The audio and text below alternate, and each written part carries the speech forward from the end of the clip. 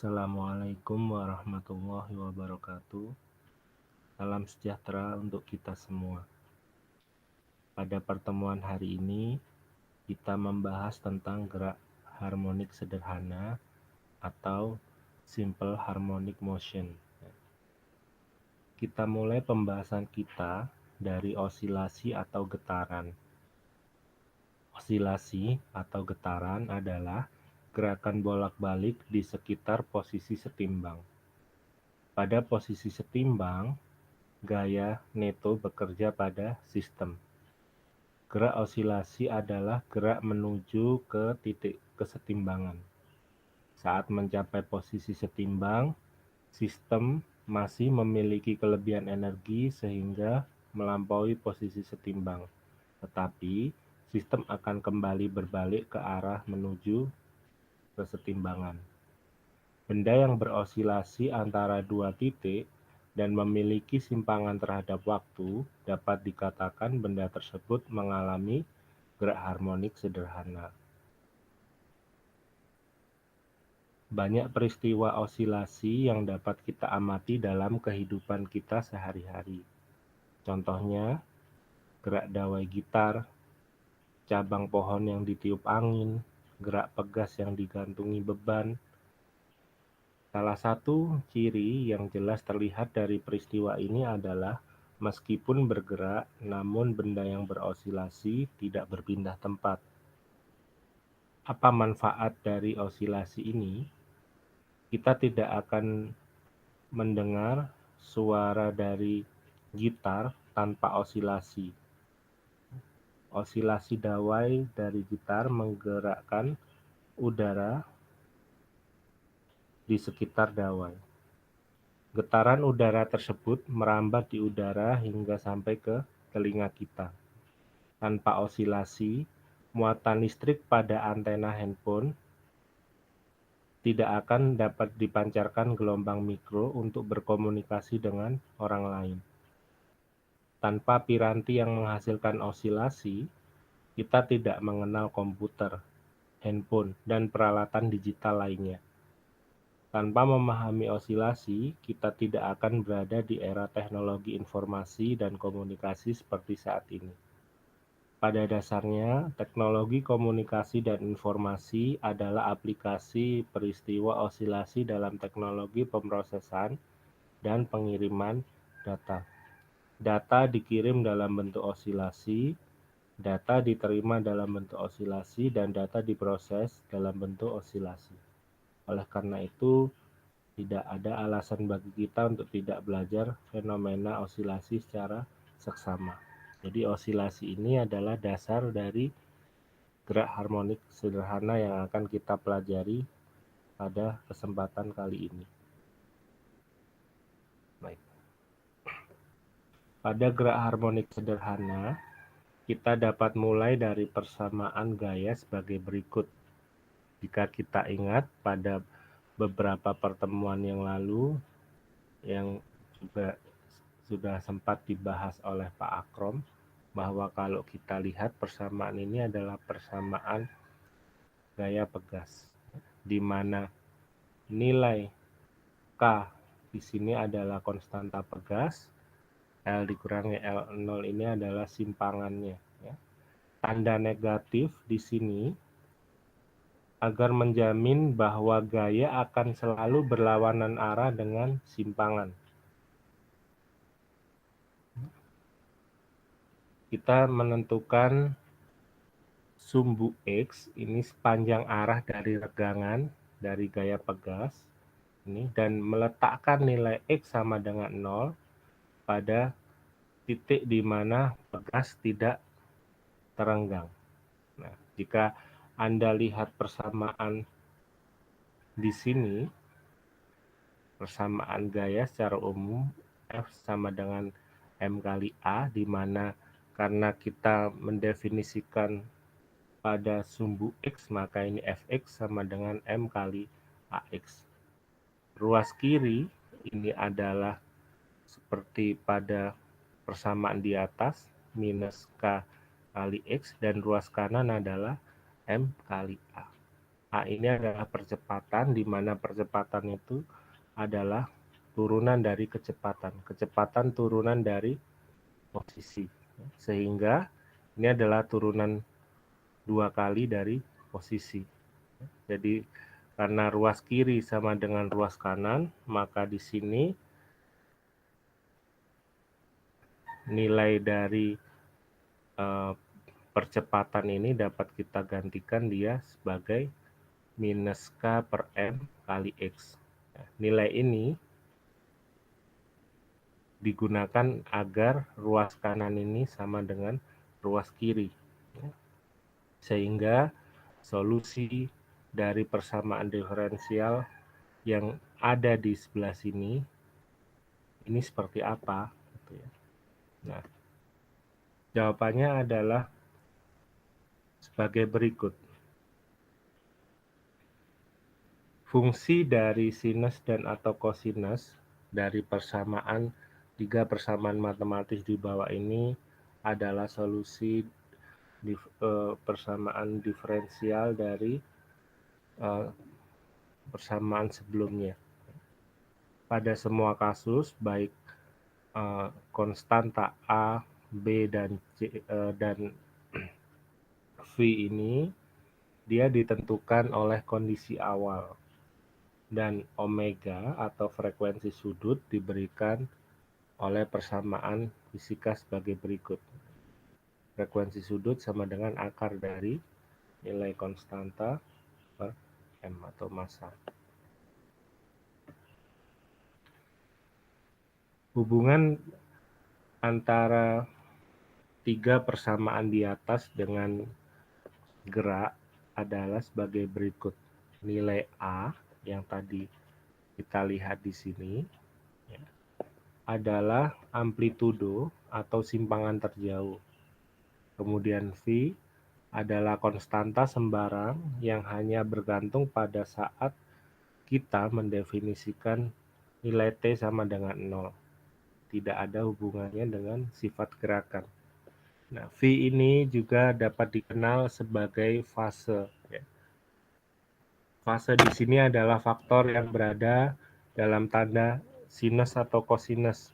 Kalau Anda lihat di sini, ya, dia selalu berada pada suku di dalam sinus atau kosinus. Fase awal pada saat T sama dengan 0 ini dapat dituliskan sebagai psi 0 nanti ya. Di beberapa buku atau di beberapa catatan kuliah nanti Anda akan temukan ada yang dituliskan V, ada yang dituliskan V0. Nah,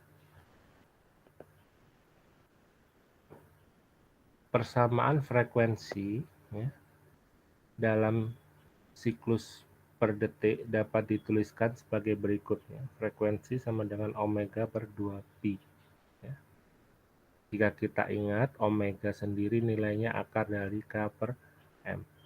Sedangkan periode waktu dalam satu siklus ini dapat dituliskan sebagai berikut. Periode sama dengan 1 per frekuensi. Frekuensi satuannya Hertz dan periode satuannya adalah waktu, ya, second.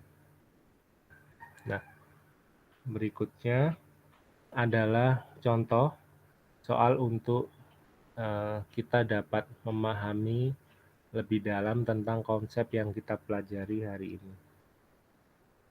Sebuah balok dengan massa 680 gram diikatkan pada pegas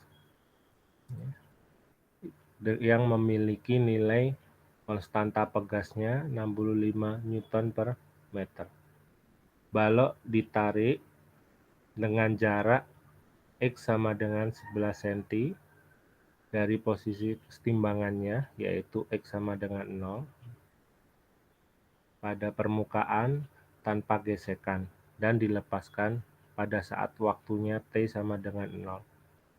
Nah, kita ingin tahu berapa nilai dari frekuensi sudut, nilai dari frekuensi, dan periode dari gerakan yang dihasilkan.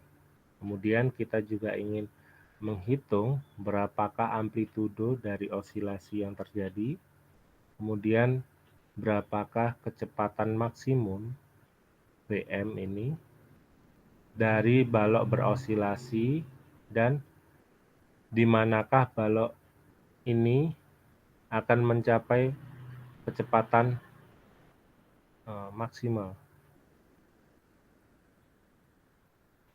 Yang D, berapa besar magnitude AM dari percepatan maksimum balok. E, kita juga ingin menghitung berapa nilai dari V, ya. Dan yang terakhir, kita ingin mendapatkan fungsi dari perpindahan dari sistem balok yang terpasang pada pegas. Kita mulai dari yang A. Jadi sistem balok pegas ini membentuk osilator harmonik sederhana dengan balok ini mengalami gerak harmonik sederhana, dengan nilai frekuensi sudut omega dari apa yang sudah kita ketahui dari soal. Nilai konstanta pegasnya kita tahu, masanya kita tahu, maka nilai omega kita dapatkan. Nilai frekuensi dan nilai periode juga bisa kita hitung dari nilai-nilai yang sudah diketahui sebelumnya. Di sini nilai frekuensinya adalah 1,56 Hz, ya, dapat kita bulatkan 1,6 Hz, dan nilai periodenya adalah 0,64 second atau 640 milisecond. Nah, kemudian untuk pertanyaan yang B, yaitu kita diminta untuk menghitung berapa amplitudo dari osilasi tanpa adanya gaya gesek, maka energi mekanik dari sistem balok yang terpasang pada pegas ini, energi mekaniknya adalah kekal. Jadi, balok yang dilepaskan dari posisi 11 cm dari posisi kesetimbangannya dengan energi kinetiknya 0 dan energi potensial elastis berada pada posisi maksimum. Jadi, balok akan memiliki energi kinetik 0 jika balok tersebut berjarak 11 cm dari posisi kesetimbangannya.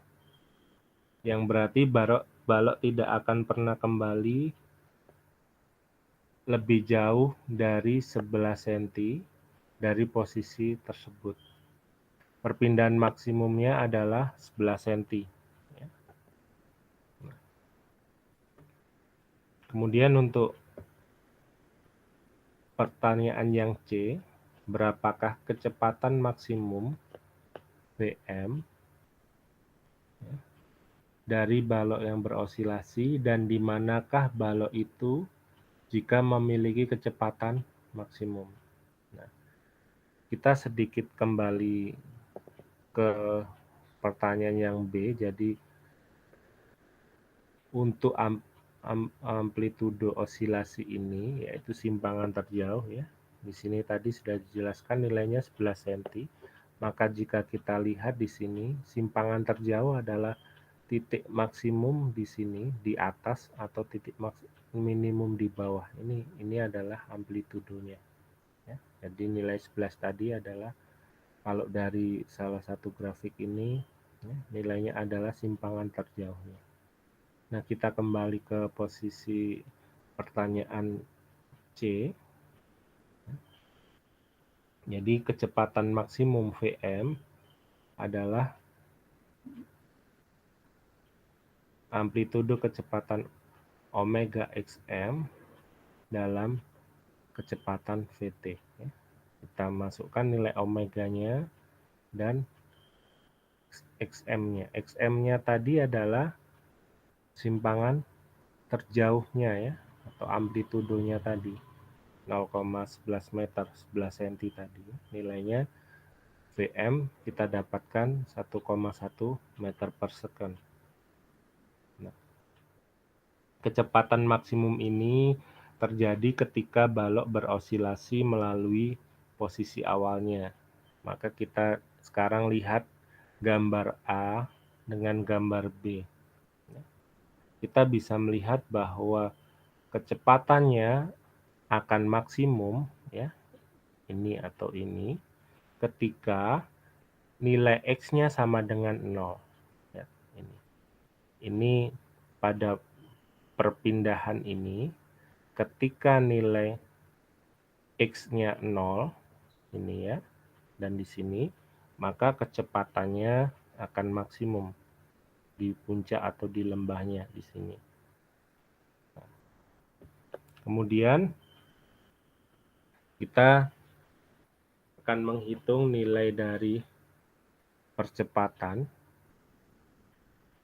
dari percepatan maksimum yang diberikan oleh amplitudo kecepatan pada persamaan berikut. AM ini dapat kita tuliskan sebagai omega kuadrat kali XM. Omeganya kita dapatkan, sudah ada pada pertanyaan sebelumnya ya.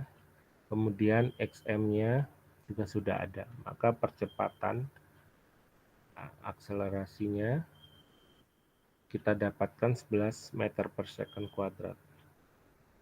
Nah, percepatan maksimum ini terjadi pada saat balok berada di ujung, ya. Maksudnya di ujung, lihat ini, ketika dia perpindahannya seperti ini pada saat di sini adalah pada posisi puncak, yang dia bergerak ke posisi lembah. Nah, yang dimaksud posisi ujung itu di mana pada titik ini benda akan bergerak berkebalikannya dari kondisi awalnya. Pada titik ekstrim ini, gaya yang bekerja pada balok memiliki besaran maksimumnya. Sekarang kita bandingkan gambar A dengan gambar C, di mana kita bisa melihat bahwa besarnya perpindahan yang A ini dengan besarnya percepatan adalah memiliki nilai maksimum pada waktu yang sama. Lihat, sumbu X-nya adalah T.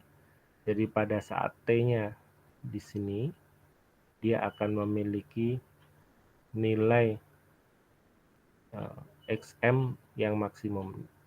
Ya. Nah, ini sama ketika kita bicara tentang percepatan. Pada saat T yang sama dengan perpindahan, maka dia akan memiliki percepatan maksimum. Hal yang sama juga berlaku berarti jika nilai T pada perpindahan ada di sini atau di sini, maka dia akan memiliki nilai yang sama pada saat nilai maksimum pada saat di sini dan di sini. Kemudian untuk pertanyaan berikutnya, kita diminta untuk menghitung berapakah nilai V ya, dari persamaan gerak yang ada variabel V di sini, ya, di mana persamaan ini adalah persamaan gerak dari balok sebagai fungsi dari waktu.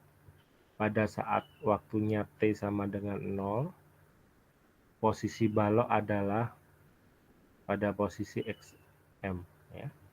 Jadi kalau ini pada saat T-nya 0, posisi balok berada pada ini, posisi XM ini ya. Kita substitusikan kondisi awal dengan nilai XM-nya sama dengan 1 atau konstan, kita anggap dia berada pada simpangan terjauhnya, dan kita asumsikan XM-nya kita hilangkan, kita akan dapatkan nilai kosinus theta sama dengan 1. Nah, berapakah sudut V di sini sehingga V-nya sama dengan 1, maka V di sini adalah 0 radian atau sudutnya 0. Nah, untuk fungsi posisi, persamaan posisi terhadap fungsi waktu diberikan secara umum dalam bentuk persamaan sebagai berikut. Sehingga kita dapat tuliskan persamaan ini sebagai X dalam fungsi waktu sama dengan XM kalikan kosinus omega T plus V. Semua nilainya sudah ada. XM-nya 0,11 meter, kosinus omeganya 9,8 radian per second, kemudian dikalikan T yang fungsi waktu tambah 0. Ini nilainya adalah 0,11 kosinus kali 9,8 T. Nah, dari persamaan ini kita bisa coba simulasikan bagaimana bentuk dari grafik yang dibuat oleh persamaan ini. Nanti grafik yang akan didapatkan dari plotting nilai T pada persamaan ini nanti akan Anda dapatkan sebuah grafik sinusoidal ya, yang mana grafik tersebut dapat menggambarkan gerak harmonik sederhana dari sistem benda yang bekerja pada sebuah pegas. Demikian kuliah yang dapat saya sampaikan pada pertemuan hari ini. Jika ada hal yang ingin Anda diskusikan atau tanyakan, dapat Anda sampaikan pada forum Kulino yang disediakan oleh dosen pengampu mata kuliah fisika di kelas Anda masing-masing. Terima kasih. Assalamualaikum warahmatullahi wabarakatuh.